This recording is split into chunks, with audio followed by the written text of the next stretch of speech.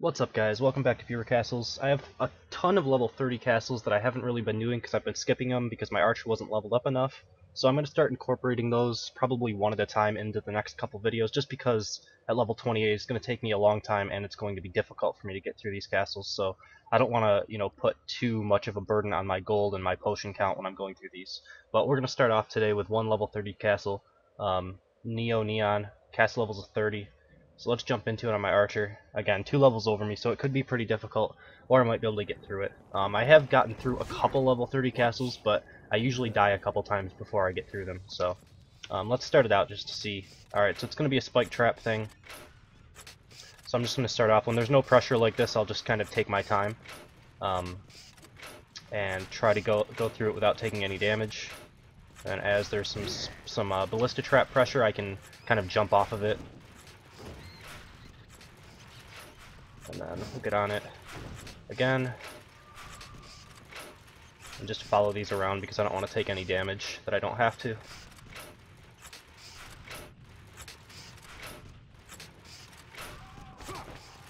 Alright. So far so good.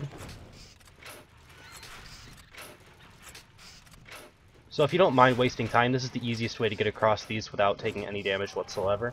You can also leap across certain times, but sometimes you'll mess up, Walking, usually you don't mess up and take extra damage where you shouldn't. Alright, so far we haven't taken any damage, which is good. The spike trap tunnel is pretty standard. From a defense side of things, I just got hit with 1 ballista, but that's okay. We'll jump back into the side here where I can pick off these. We do see an IMAX over here, if we can see anything else. Some Defendatrons next to the IMAX. One thing that I am noting as an attacker standpoint, is there's a lot of stuff at the beginning of this castle, so I'm guessing that towards the boss room, there's probably going to be a lot less things just in general, like a lot less traps, a lot less mobs. So if I get into a bad spot, I may try to rush to the end of the castle. That might not work for me because I'm a lower level than the castle, but if I was attacking like a level 28 castle, I feel like that would work decently. So this isn't like super easy, but I think I can do this. I think I can get through this room. Okay. Use 1 potion. Alright, and then it's just the dampener. Alright, so far so good. I'm not sure if I missed any mines or not, but, stars don't really matter when you're doing practice runs anyway. I'm guessing we're going to be hitting a fire trap up here. That's what it looks like. I'm going to try to... Alright, well that was actually pretty good. Even if I leap past this, I get thrown back because there's another springboard trap there. I'm going to heal up here because I don't think I'll be able to make it through again without taking any damage.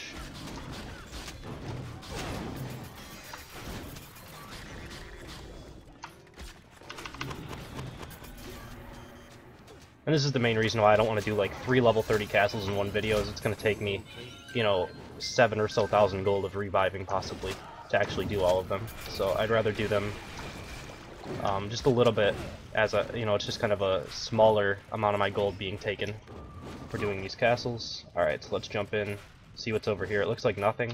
Okay.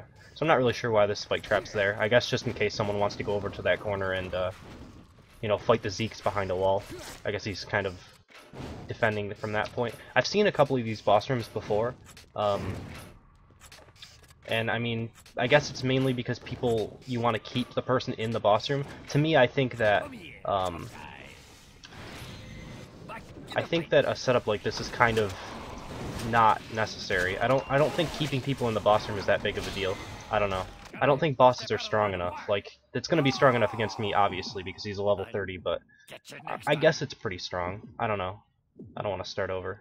This is the end of the castle, so I don't have to really worry about finishing it. But the idea of this boss room is basically keep them, once they get up to this point, you want to keep them in this area and fight the boss right in this zone. And, I mean, I guess it works. I don't know. I haven't gotten up to this point where it might be useful and it might not be. I'm really not sure, At level 30, I've seen a couple people designing their castles with this type of spike trap boss room, and it's a lot of points to commit to keeping someone right up in here when they're only going to be traveling one line over the spike traps. So I'm really unsure if I like this or if I don't. I guess I'll have to test it and maybe just run into more castles once I get up to level 30 to see how it does. I mean, the Nottingham did do quite a bit of damage. He hit me for 1,000 or something like that, so that's pretty strong. But yeah, we'll escape and we'll jump into number 2 in just a second. Alright, for number 2 we have RedeemerZ, cast levels of 24, so let's jump into it. This should be quite a bit easier for my archer to do. Let's get him, Mr. Pointy. Alright, so this is one of those areas where if you mess up, you probably can still die, even when I'm over leveled by 4 levels. If you mess up on a fire trap like this, you can easily die. But I think I might have made it.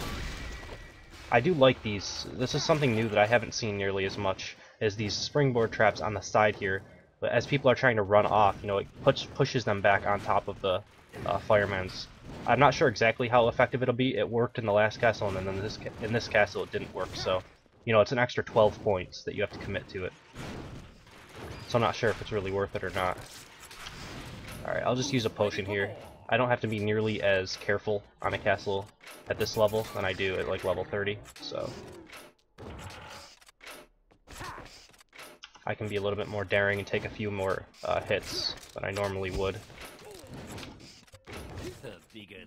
Alright, now we have some Zeeks, so if I can just dodge this and get to the back of the boss room, I feel pretty confident.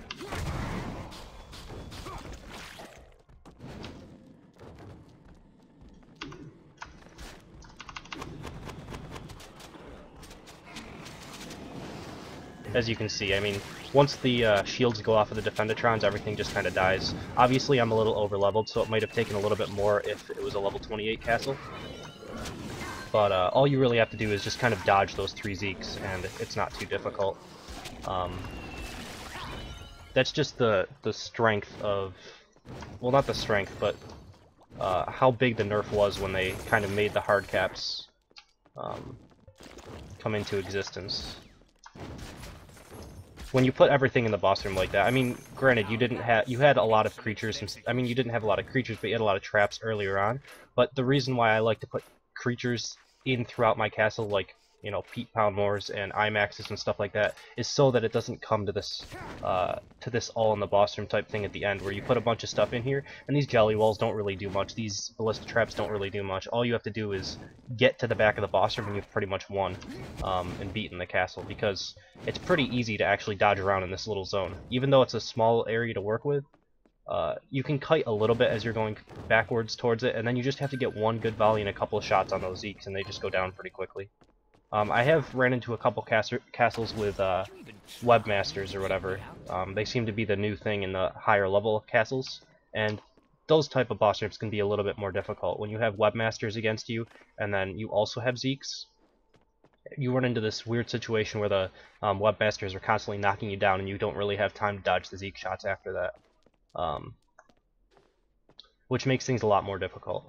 I think when it gets up to that point where where I'm having some trouble against webmasters, I may have to switch around my abilities and possibly even remove Spiral Shot to be able to put in bear traps again, because bear traps are really good against webmasters. Even if you don't see them, you just constantly spam your bear traps out in front of you, and as they try to get close to you, they'll get stuck on them. So that might be something that I have to do in the future. But we'll jump into number 3 in just a second.